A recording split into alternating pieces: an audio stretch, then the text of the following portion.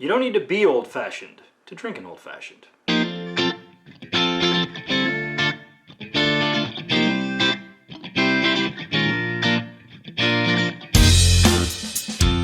Hello and welcome to Intoxicated Masculinity. If it's Wednesday, we have a cocktail video coming at you, especially since it is, in fact, Old-Fashioned October.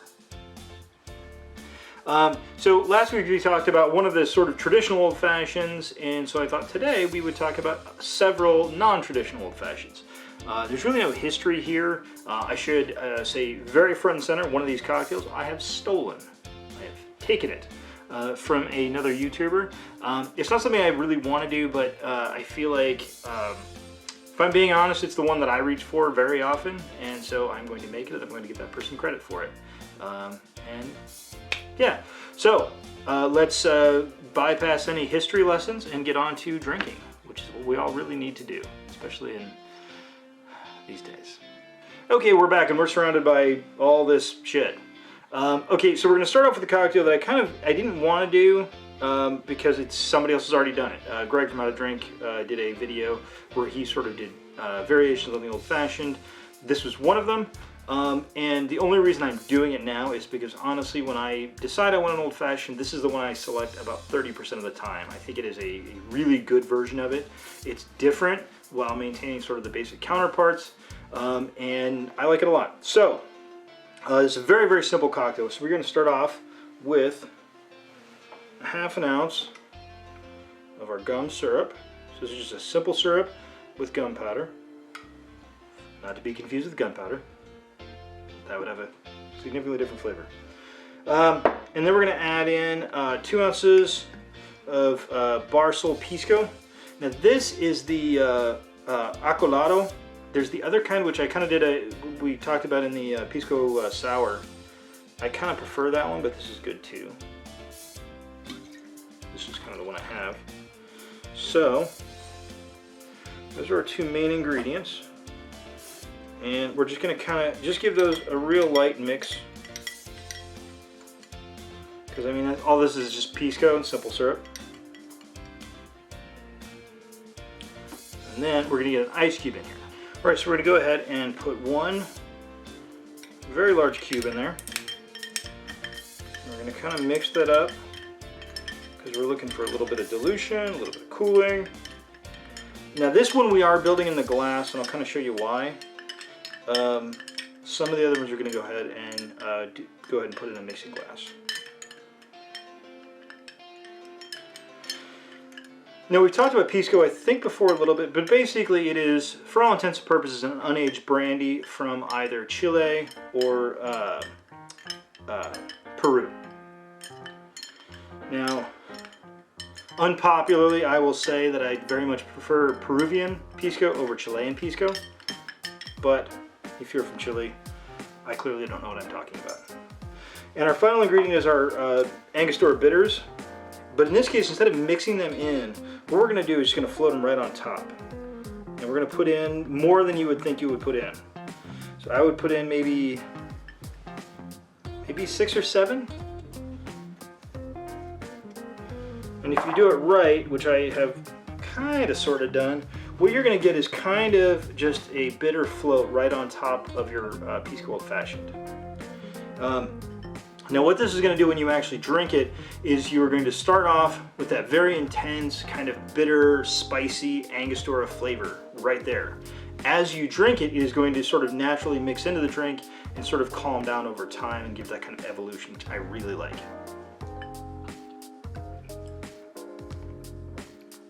So yeah, that first sip, you get tons of Angostura bitters right there. It's very spicy, very bitter, very kind of flavorful, and a lot of stuff going on. Over time, this is going to calm down though. It's just going to become a little bit more sedate, but not sedate. That's I think more of not a great way to. It's going to become more mellow, and that's kind of what I like about this version. It hits you right off the bat with all those really tough Angostura flavors, and then as you drink the cocktail, you get those nice kind of light Pisco notes that come in afterwards. So honestly here, even the second sip, you notice the difference between the first sip and the second sip. It's just a really neat cocktail. So just a shout out from Greg from How to Drink.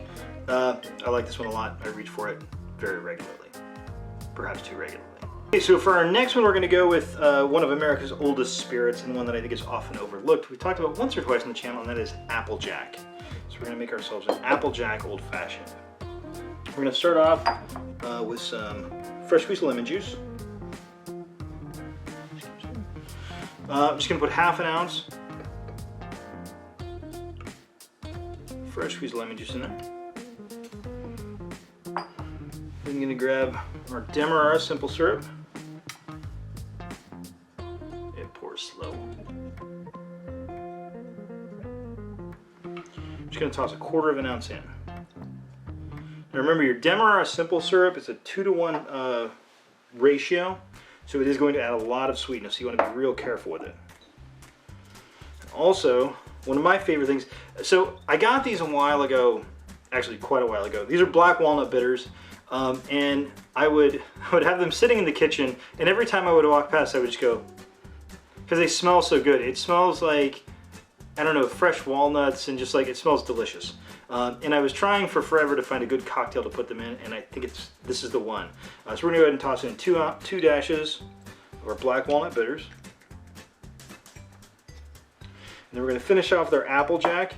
Now, if all you have is the 80 proof sort of regular mainline Laird's, that's fine. But I think we can get a little more adventurous than that. We're gonna toss in the Bottled in Bond. And we're gonna toss in 2 ounces.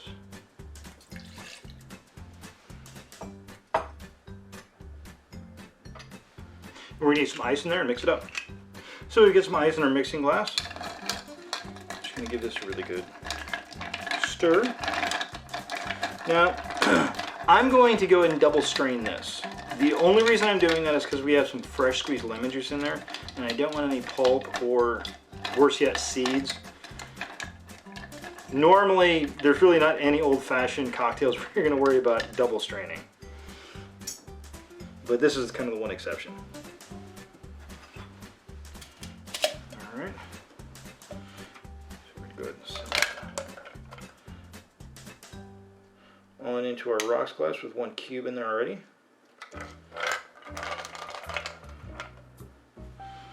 And again, at home, I probably wouldn't garnish this, but and we got our lemon right here. Let's go ahead and just express that. Rub it on there and put a little twist in there. And that gives us our Applejack Old Fashioned.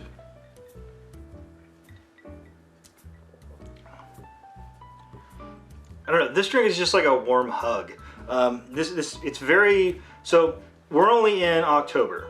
This is like a fall drink, which we're in fall technically. This might be more like a November drink because you've got your citrus and your black walnut bitters especially working together. Obviously your Laird's is, you know, bringing that apple, so you get your apple and your citrus. It's just, it all works together very, very well. If you are using your 100 proof Laird's like I am, be a little careful with it. These will go down quick. And you probably don't want them to go down too quick. But that gives us our Applejack Old Fashioned. All right, so the final one we're going to do is going to be a coffee Old Fashioned or an Espresso Old Fashioned, especially after having done the Espresso Martini several weeks ago and kind of really liking those flavors. And by the way, I feel like I really undersold how good that particular recipe is. I go back to that pretty regularly. So I thought it would be good in an Old Fashioned, especially since we have not used rum yet, and rum is just great. Everybody should do rum. So we're going to start off with here we go. I know where things are. We're going to start off with half an ounce of fresh brewed espresso.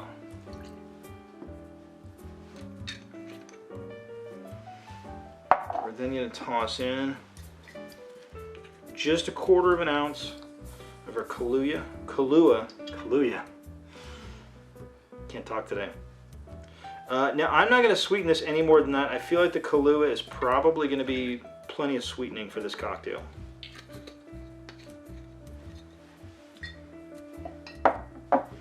We then have in my new little dasher, we have chocolate bitters. So I'm going to do 2 dashes. Sorry, that looked like 3, but it was only 2, I promise. The first one apparently was afraid. And then we're going to do 2 dashes of our orange bitters. We're going to finish it off with a fairly light Jamaican rum. This is going to be an 8-year Appleton Estate.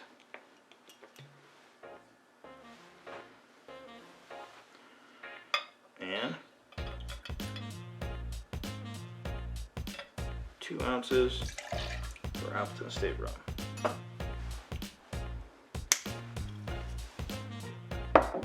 All right, we're gonna get some ice in here and stir it on it. All right, now that we get some ice in there, let's give it a stir. If anybody's wondering why I do cuts in between these, it's because my ice is way over there. And I don't feel like you would like to watch me running back and forth.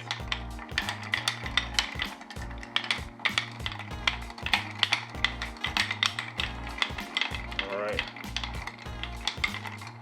Once you feel like the drink is chilled down enough, go ahead and strain that to our rocks glass.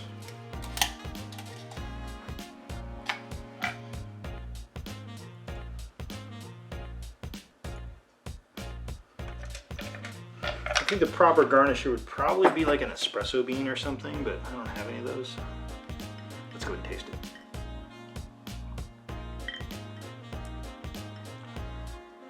Ooh, that's good. So one of the things that I didn't realize is that orange and chocolate and coffee all actually mix really well together. I think sometimes we don't realize how flavors mix until we actually try them. But this is really good. It comes off rich. You're getting more coffee than anything else, and just a little bit of sort of Jamaican funk at the end. Remember, your Appleton Estate 8 year is not a particularly funky Jamaican rum, but it is a Jamaican rum.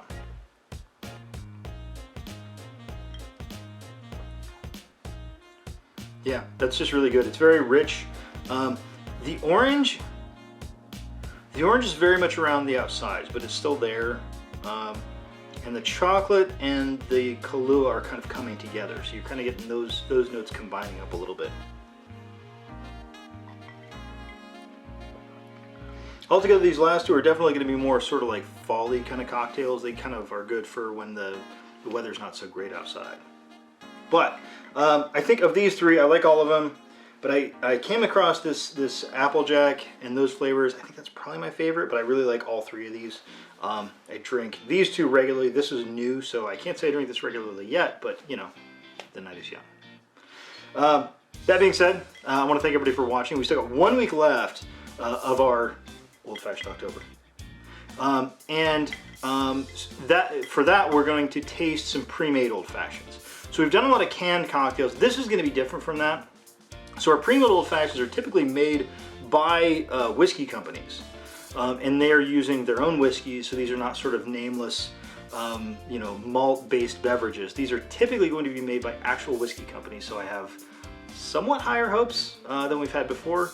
And it's possible we could have a guest for that, but I don't want to say anything for sure yet. That being said, I want to thank everybody for watching. Please like, share, and subscribe. Have a good drink.